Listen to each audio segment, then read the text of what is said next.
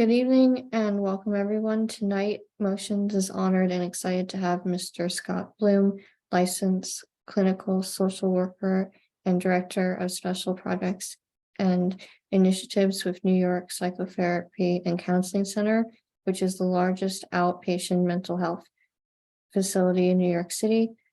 At this time, I would like Scott to take it from here. Great. Thank you, Kaylee. Thank you, Emily, and welcome everyone.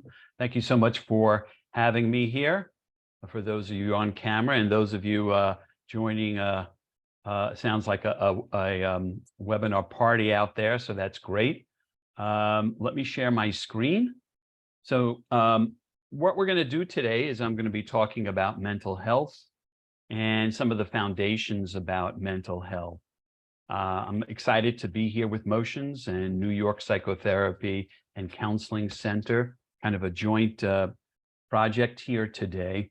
And I think it's really important now that we talk about mental health because it's important that people are very comfortable knowing that when they need help, they can get help, that there's no shame, no embarrassment to feel about getting the help you need.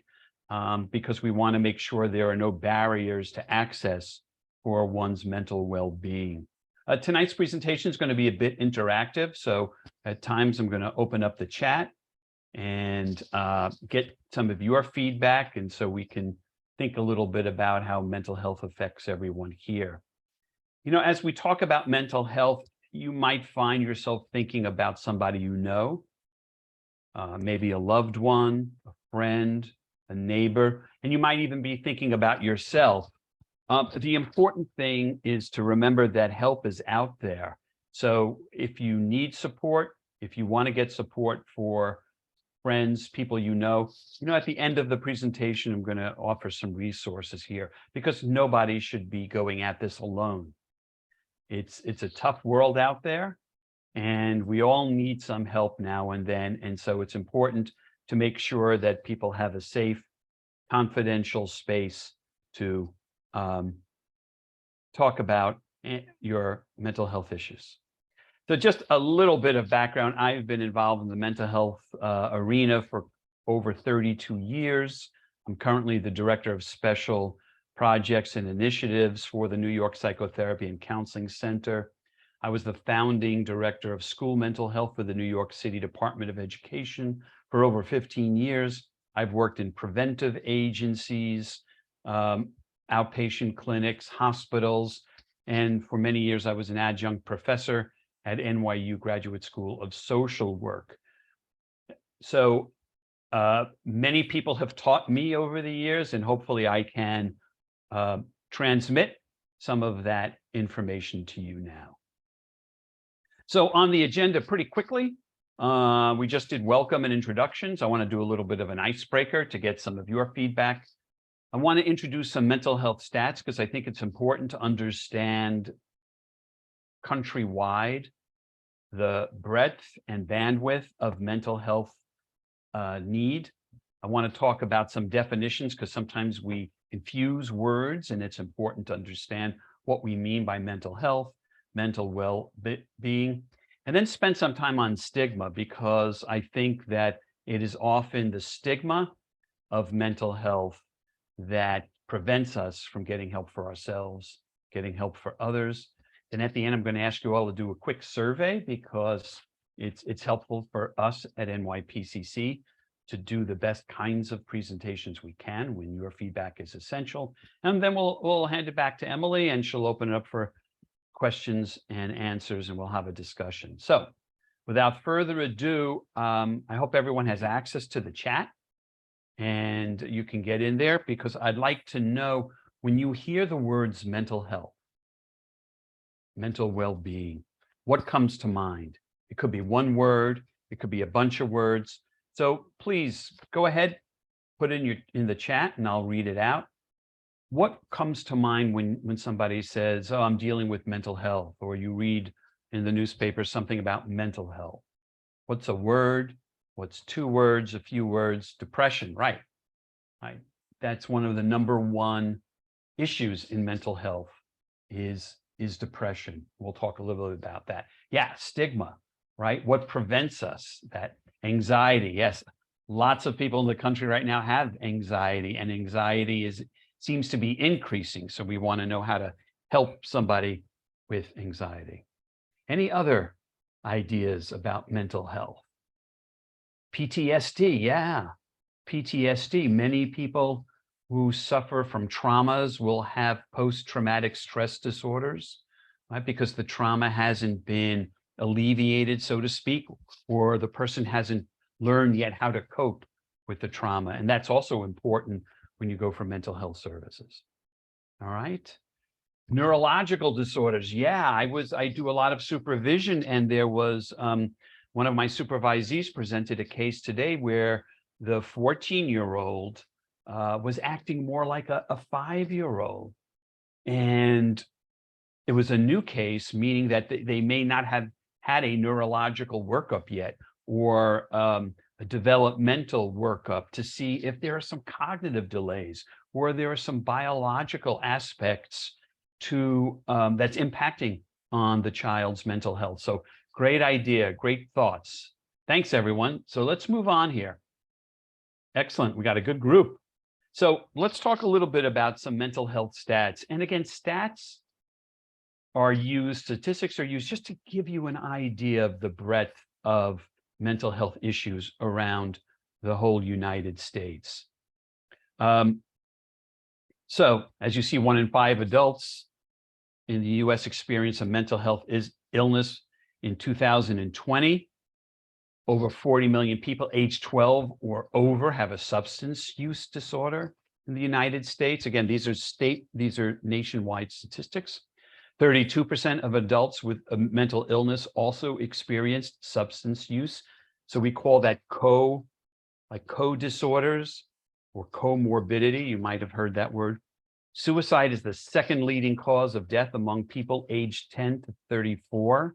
I'll talk briefly about suicide in a while, but that's not a typo.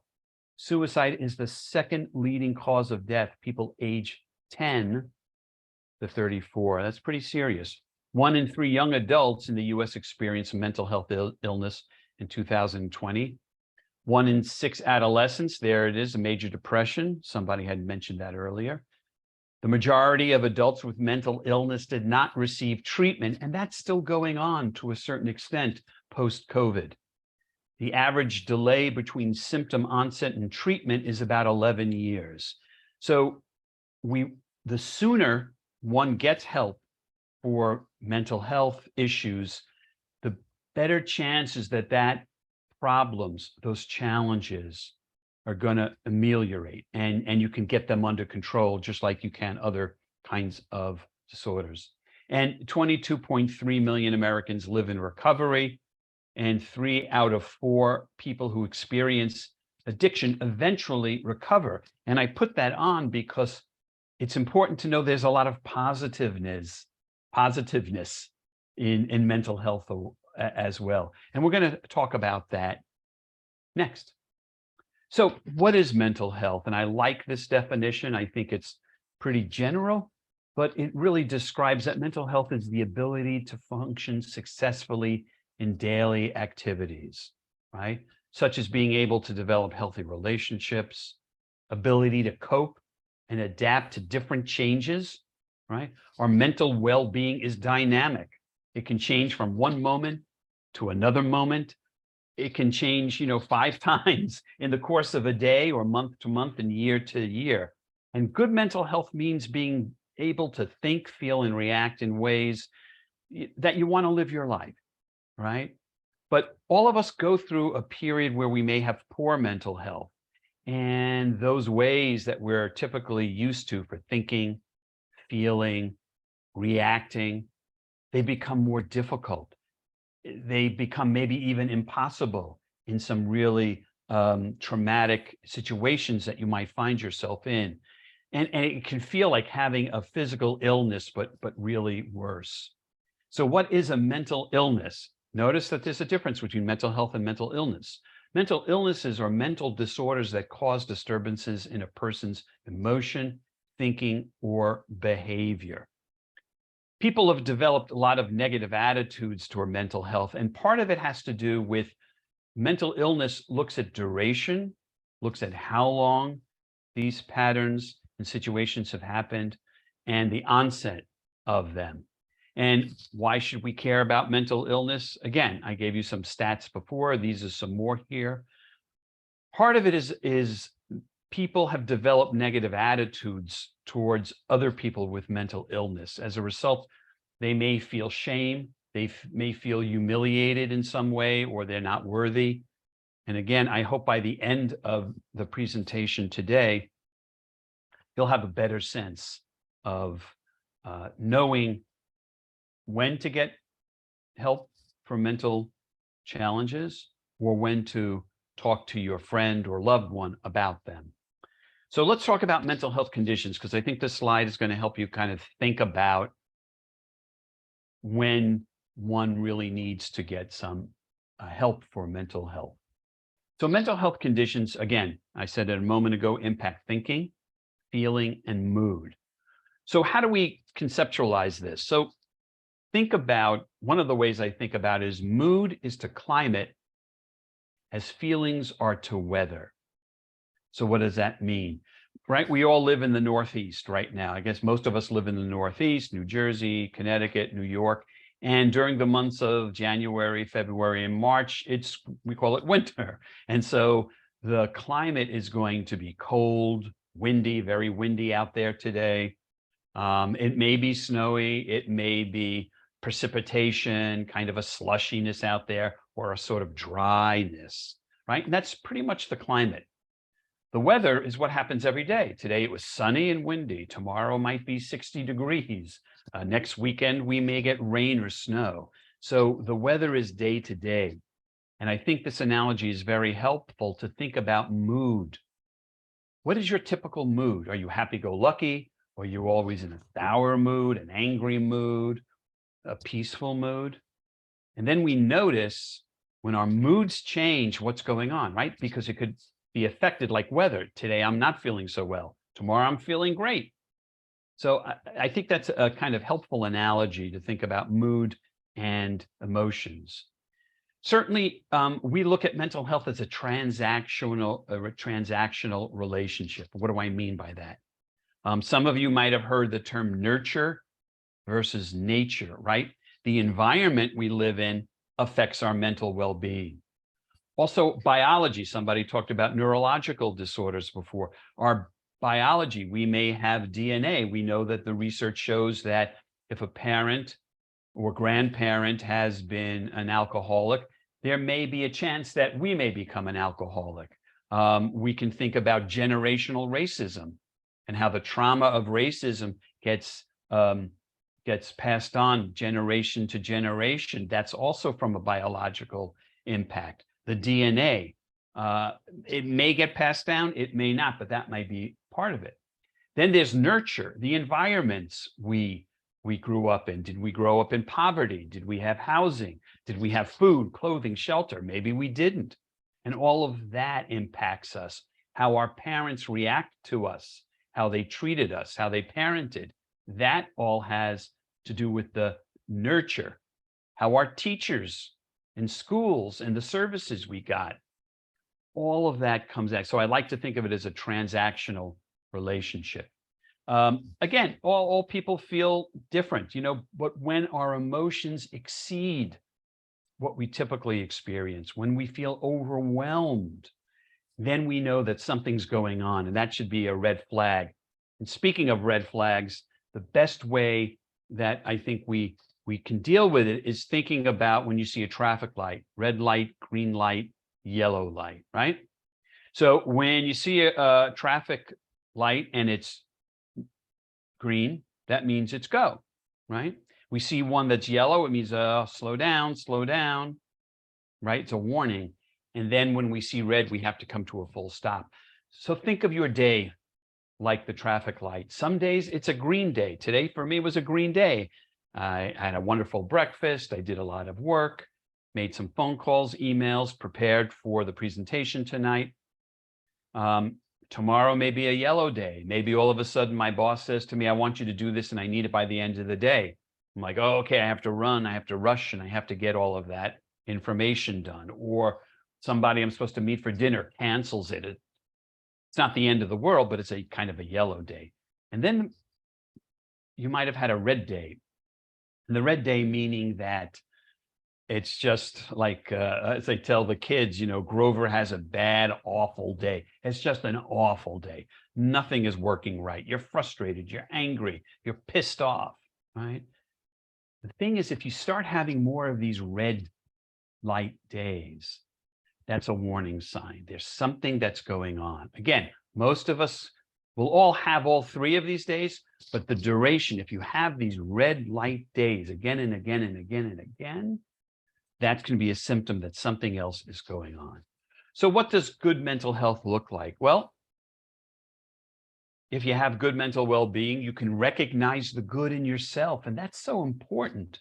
We talk about positive affirmations. Sometimes people tell us, hey, you really put a lot of effort into that. I'm glad for you. I think that's awesome. We also have to tell that to ourselves because the mind listens to this, right? We want to be able to freely feel and express our range of emotions so that people listen to us and we feel like we're being heard. Because a lot of us right now in our culture talk past us, right?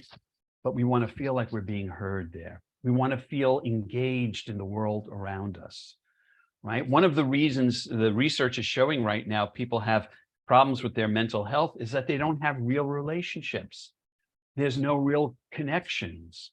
We can certainly text our friends, but just participating in something like this today, trying to make a connection to something that we can all relate to. And certainly coping with stress of daily life and how we manage it. Most often we hear from patients right now since the pandemic, and somebody said it in the chat, the daily stressors of life has been so uncertain. Parents are living with uncertainty. Adults are living with uncertainty. We don't know what's going to happen next. And this, I know in my role as a therapist and a director of projects, I really saw not only with patients, but also with staff as well. Another great way, besides the traffic light that I talked about, is think about a continuum. Some days we all have mental health problems, and some days we have more than others, or duration. So on one side, you see mentally well. And most of us are probably in that mentally well. And then there's another section of folks who are on the other end of the continuum, right? Mentally unwell. Again, they're having those red light days more often than not. And most of us are somewhere in the middle there, right? Again, we're all human beings, right? Just because somebody has a mental health problem doesn't mean they can't have good mental health, right? And equally, an individual who has pretty good mental health doesn't mean that they're not going to have a day, a few days, a month. Think of people who go through life transitions, divorces, housing issues. I lost my job. I lost my partner, my boyfriend, my girlfriend. I just got a diagnosis from a doctor. Those are life-changing transitions. So you might be on one end of the continuum and now your life is on the other. But again, that's when you can get help. It's important to understand when that occurs, right? So experiencing a mental health problem can be upsetting, can be confusing, could even be frightening, particularly at first, right? You might think, oh, what's going on with me? I'm losing control. I must be losing my mind. I've never felt this way before. And that's a typical reaction that most people have, irrespective of age, personality, or background. People can have a wide range of experiences in the way they think, feel, and behave. Again, it could be because of what goes on in your working life, your volunteerism, your daily life, your daily interactions. And it may not be identifiable at first. So that, again, that thinking of duration, if it's happening 2 weeks or more, if it's very intense or more, those conditions should be a red flag for you, your friends, your loved ones to know that there's something else going on here. Right. Some problems may be mild or moderate, and others may be more severe. So a lot of people ask me, Scott, what's an effective treatment? Well, there's no cookie cutter approach. In other words, there's no one size fits all. You know, if you are depressed, what works for you may not work for me. If you have intense anxiety, what works for you may not work for me.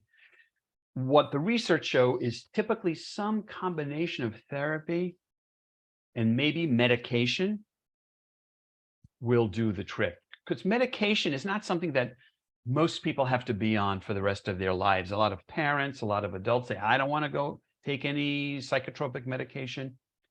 But sometimes medication is just a stabilizer. It just can stabilize your mood. It gets you to a point so that you can learn how to better cope, how to internalize better strategies. And just like if a doctor said, hey, you're diabetic, you need to monitor your sugar, you need to take insulin, you need to do these things, I bet you everyone out there right now would be doing that. It's the same thing here with medication. And some of the medication, it gets out of our body, it doesn't last, like vitamin C. Body absorbs as much as it needs, and then you pee it out. So again, the important thing here is there's no silver bullet, there's no quick fix. You have to look at the severity of the disorder, temperament, and this is for children, but it's also for adults. Each one of us would have to look at what works for us. There's no cookie cutter approach. Just like when you go to the doctor, and if you get a bill or insurance says, you know, I need a code, right? All medical services now have codes because that's part of the billing, and it's a certain language. So if I had a broken thumb and I had to get it fixed, the doctor would give a code number. If I got a flu shot, the doctor would give a code number. It's the same thing with mental health. There's something called the Diagnostic and Statistical Manual of Mental Health Disorders, or commonly known as the DSM-5. The first edition of this came in 1952, so it's already 71 years old, and it's gone through 5 iterations. What it is it gives us a language. So a person in Peru, a person in Berlin, a person in Texas, a person in Canada who has depression, all using the same language, right? Just like lawyers, they all use the same language so they can communicate with each other. So it's the same thing here. It's a reference guide to understand what might be going on and what that mental illness might be. Each diagnosis provides a specific criteria. It provides a common language and explores unknown causes. The important takeaway here is if a doctor or a psychiatrist, psychologist said, oh, you're suffering from major depression, or you have an adjustment disorder, or oppositional defiant disorder, or fill in the blank. It's important to know that you are not your diagnosis. You are not your diagnosis. You are a human being, you are a person, and you just happen to have some mental health issues, or your well-being is on that other side of the continuum here. So it's important, if you or a loved one or a friend needs to get help, to make sure that that psychiatrist or psychologist or social worker that's working with them understands that it's a human being. It's really for language, and I'm sure you're all familiar with insurance. They need to include that there. There are lots of different types of mental illness. I don't have time today to go into this whole list, but as some people said, the top issues right now around the country is anxiety. Anxiety is what we feel when we're worried, we're tense, afraid about things that are about to happen. It's important to understand that anxiety is about something that's going to happen, right? If I'm walking down a dark alley and all of a sudden I hear footsteps, my body might get into this kind of freeze, or I may start feeling anxious like butterflies. because I'm anticipating that I might get mugged, somebody's going to jump me, maybe somebody's going to do something I don't want. I all of a sudden feel unsafe. A moment ago, I didn't, right? Or I have a test tomorrow. It's not that I'm in the middle of the test, but I'm anxious about what's going to happen next. So it's always about the future. Depression. I know some of you talked about depression here. It's really feeling of a low mood, right? Lasting a long time that really affects your everyday life. A depression, I'm talking about real depression. A lot of times people say, oh, I'm depressed today, but it's not real major depression, because a person who's really depressed feels hopeless, guilty, worries, unmotivated, exhausted, and kind of a despairing mood all the time, right? I'm going to skip some of the other ones. I want to talk a little bit about PTSD at the end there. Somebody mentioned that. It's a type of anxiety which may develop after being involved in, witnessing some kind of traumatic event, right? We recognize this in our war veterans. Many of our war veterans, because of shell shock, because they witnessed friends getting killed, maybe they killed somebody, a situation where there was a big explosion or ongoing explosions, they may be feeling anxiety, which affects their life, impacts their emotions and their relationships, and it's hard for them to work through it. And that's why we have lots of services for our vets. And but PTSD can happen if somebody is, a newly arrived immigrant in their migration, or again, they've witnessed their house on fire, a loved one all of a sudden kind of died or got killed from unnatural causes. So it's important to look at that. I want to talk a moment here about suicide. Suicide prevention, that's a whole other presentation. We're not going to go into that in a great deal today, but it's important to remember, if you or a loved one are feeling suicidal, to get help immediately. People who are suicidal tend to feel preoccupied about ending their life, thinking that people would be better off without them. Methods of suicide or making clear plans. It's important to understand two things. Suicide is not chosen. It happens when the pain exceeds resources for coping with pain. I've known people who have contemplated suicide. I've worked with people who have completed a suicide, and the pain was so overwhelming. There's no other way. Medications, psychiatric help. I need to end my life. So I don't want to spend too much time on that, but it's important to understand it's typically a last resort to deal with the pain. It's not even so much about ending their life. It's about the pain. One of the myths, and I want to make sure everyone understands this, there's this idea that talking about suicide may give someone the idea. I want to make sure everyone leaves here tonight knowing that's false. In fact, the research shows it's opposite. Actually, talking to someone, are you thinking of hurting yourself? Are you thinking of ending your life? Actually brings them out, right? We talked about engagement before. We talked about social isolation a moment ago. It brings them out of their shell. And you just have to listen to them, hear them out, and make sure they get the help that they need. You don't give somebody suicidal ideas by talking about it. Talking about it openly and honestly actually helps people. So I want to move into the next part of our presentation. What are some of the signs and symptoms for adults? And what are some of the signs and symptoms of children for those of you who work with kids, kids, or you have kids?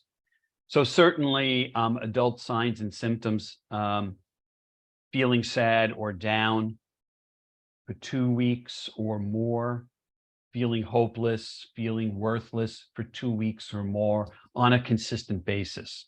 Again, the mood is important here.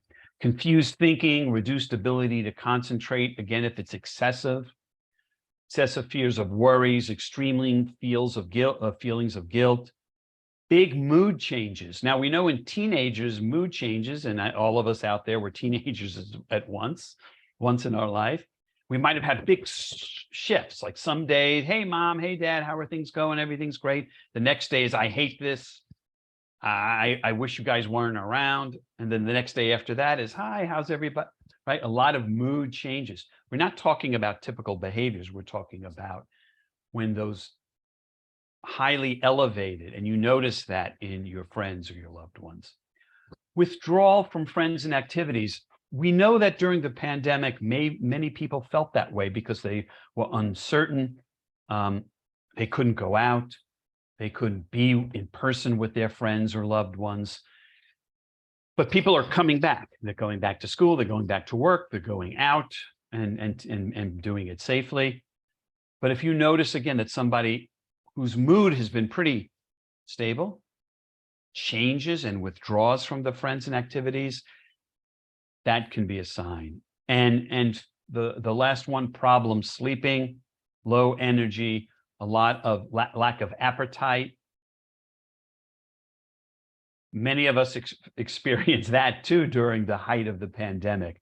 But now people should be going back to their typical behaviors. But if those behaviors, again, like mood is to climate, as weather is to feelings and emotions, if those emotions are ongoing, it's important to check on that. Right? And again, 1 out of 5 US adults have experienced. So if there's 15 of us in this call right now, that means at least 3 of us, according to statistics, have experienced a mental illness. And again, there's no shame in that, and there's no reason not to get help. So let's talk about children. I'll go through this fairly quickly. I want to talk about what I call typical behavior. Kids from 6 to 12, right? Now we're talking about an elementary school, right? 1st grade through 6th grade, maybe 7th grade. Right? Kids have arguments. They have fights with their peers, with their siblings.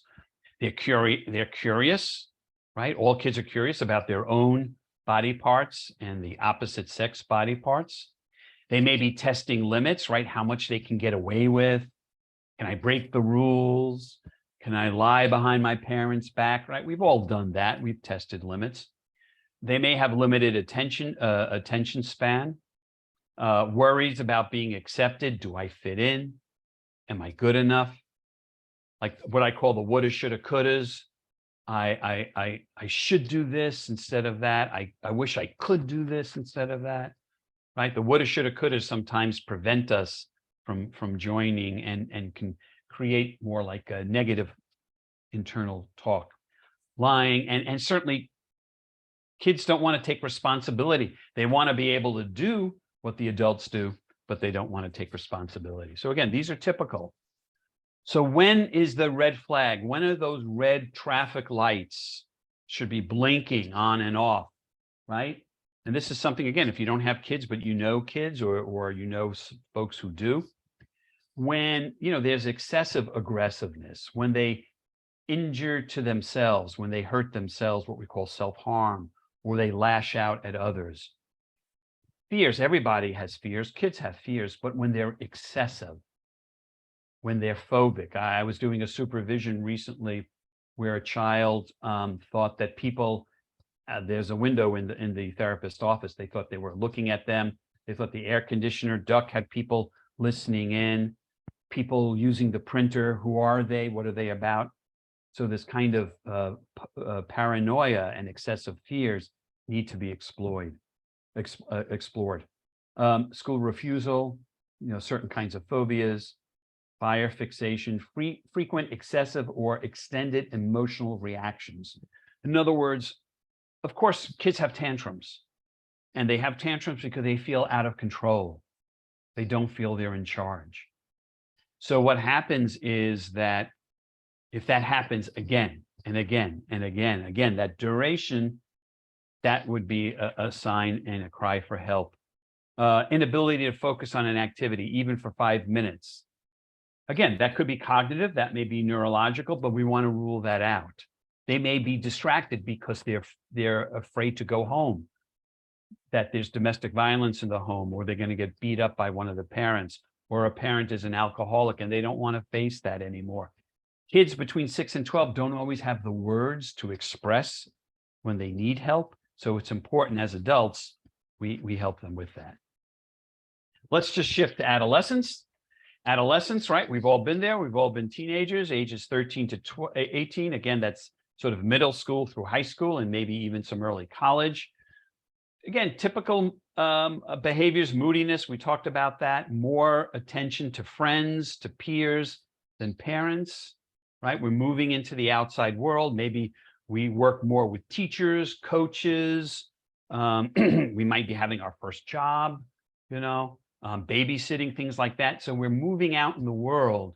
So it's less family and more in the world. Extremely self-involved. The world revolves around me. Many self-involved. This is developmentally appropriate. Worries and stress about relationships. Does he like me? Does she like me? Will they go out with me? Will they let me in? Will they let me join? Won't they let me join? Right? We've all gone through that. Testing limits again. Searching for identity. We're talking about how one identifies, sexual orientation. Am I gay, straight, trans, fluid? Many of our young folks are a lot more tolerant of that than my generation, certainly. So they're exploring their sexuality. They're exploring their identity. Certainly substance use experimentation with alcohol, marijuana, other things. And also they could be preoccupied with sex, trying to make their own decisions. Again, the important thing here is teenagers want to be like adults, but often they don't want to take the responsibility. So when is it a cry for help? Again, sexual promiscuity. In other words, they're sleeping around with lots of folks. Are they suicidal or homicidal? Self-harm, self-mutilation, frequent displays of temper. Again, out of the ordinary. Significant changes in grades. If there's someone also an A student and all of a sudden they're not washing, not taking showers, not sleeping well, their attitude is pretty pathetic, their grades are low. And often parents get notified from the teachers because they're in school 6 hours a day. So they get to see all of this in action. A lot of somatic complaints, which have to do with the body, and the inability to cope day to day. Again, all of these might look like a typical teen, except they're very excessive here. So I want to shift to the last part. So that gives you some ideas for teenagers, for kids, and for adults. I want to talk a little bit about, go into the idea of stigma here. So most people get information about mental health from the media, TV shows, dramas. Almost half of the stories about mental health show mental health with an act of violence. And that's so far from the truth. Most people with serious mental health conditions are not violent at all. They're having a difficult time coping with their emotions. So a lot of the media, a lot right now in our politics about gun violence, they're trying to equate gun violence with mental health, and that's so far from the truth. Most violent crimes are committed by people without a mental health condition, right? So it's important to understand that health misinformation is bad for our health. And a lot of these images we see on Snapchat, on TikTok, on television shows and movies, it skews people's perception of somebody with a mental health condition. And it's hard for people who have mental health conditions to talk about it because, as we know, they're stigmatized, right? And being stigmatized can prevent people from getting help they need. So let's go back to the chat now. So in a few words, please, if you can, put in the chat, what is stigma? What comes to mind when you hear the word stigma? And for those of you sitting in a group, maybe you guys somebody can be a scribe and write that in. That'd be great to help. When you hear the word stigma, what comes to mind?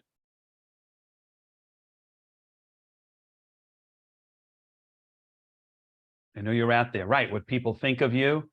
Bias. Yeah, I love that. Yeah, it's a bias towards, because they're a person's own bias. Ignorance.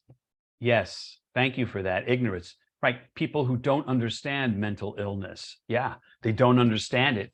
And most time that bias, ignorance is their own fear of the unknown, right? Not expecting us. Yeah. Not expecting that we're just human beings. And just like you have a broken thumb, you need to get help, right? You wouldn't say, oh, go ahead with, don't look at him. He's got a broken thumb. You would never say that. So somebody's saying, yeah, I'm dealing with depression. I'm dealing with anxiety. Yeah, I'm sorry to hear that. What can I do for you? Thank you for telling me that, right?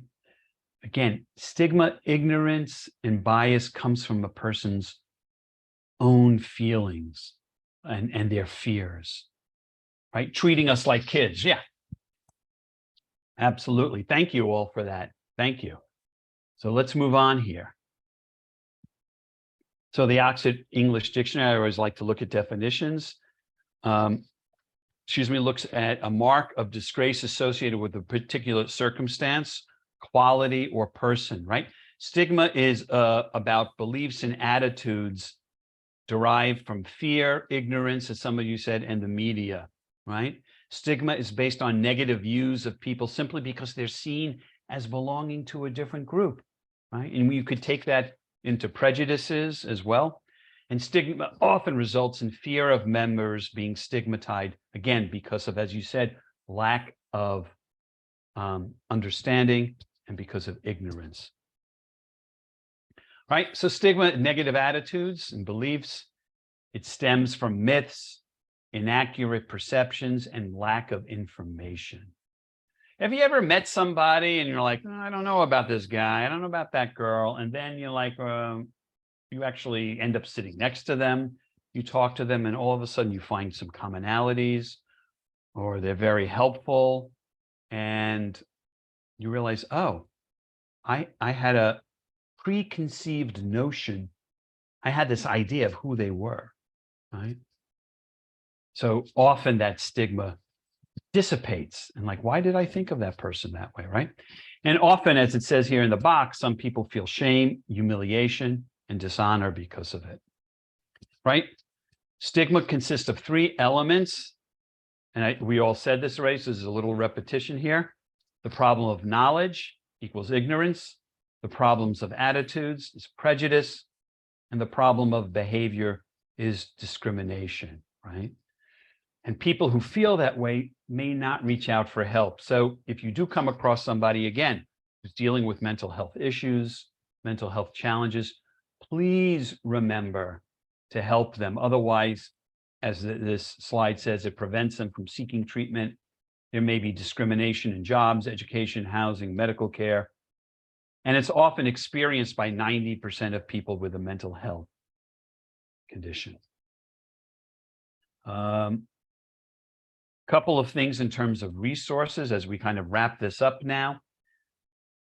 It's always important to seek professional help when needed. You can go to friends, you can go to families. Those are great supports.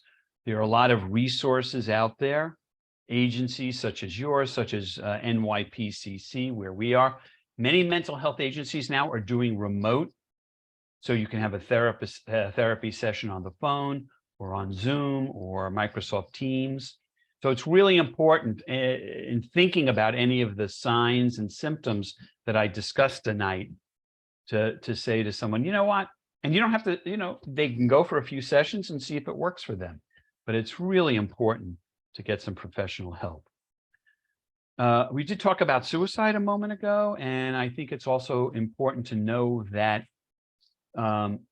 now throughout the United States, anywhere in the United States, if you're feeling depressed or anxious, or you're thinking about suicide or contemplating it, call 988. Just like, you can call 911 and get, EMS or emergency situations, or to put out a fire. 988.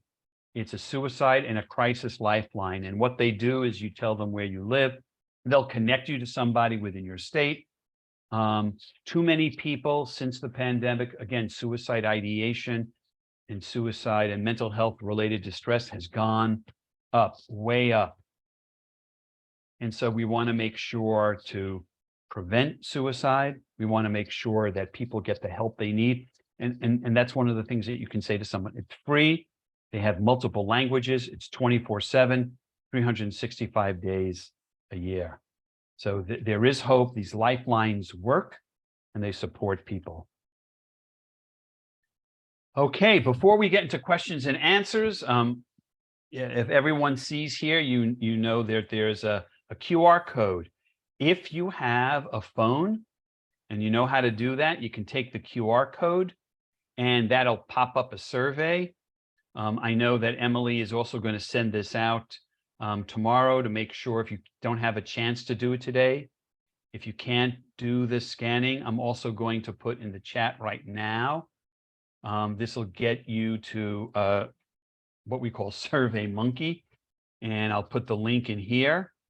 It's www.surveymonkey.com/r/6ZZ3L35.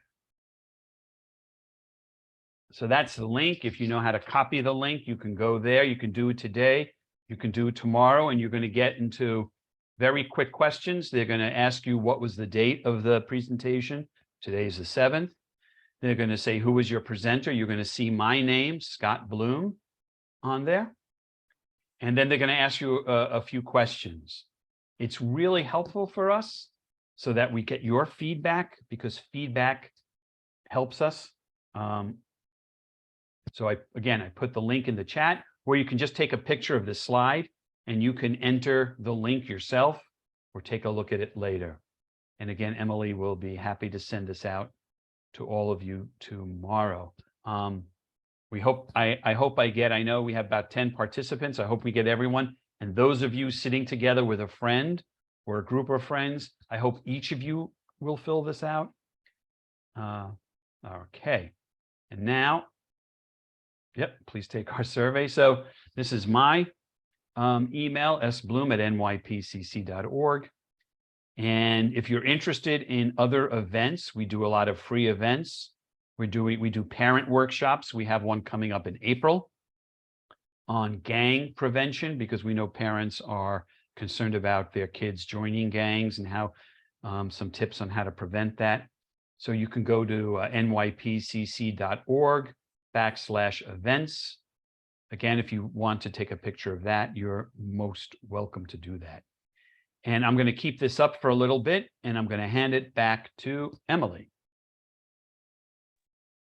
Thanks so much, Scott. I'd be glad to send that link along with the survey link tomorrow. So again, for anyone who is interested in some of NYPCC's upcoming stuff, you'll have that as well. I do want to make mention before we jump to Q&A, I know we've got a few minutes left, around, we talked a lot about stigma, right? And, in disability, we talk about this all the time, especially in education and advocacy. My team knows that this comes up so often, and similar to a physical disability or IDD or anything that's, again, visible or invisible, this stigma piece shows up in mental health as well. Another layer to this is we always talk about disability hierarchy. Mental health is one of those invisible disabilities that ends up at the bottom of that totem pole, or rather the bottom of that hierarchy in that pyramid. We forget that mental health is a disability, we forget that there are supports in our communities for it, as well as accommodations under the ADA. So definitely a larger conversation to continue having. But just wanted to make sure that we added that in here as well, with talking about, the foundations and talking about some of the stigma that comes with mental health. Does anyone have any questions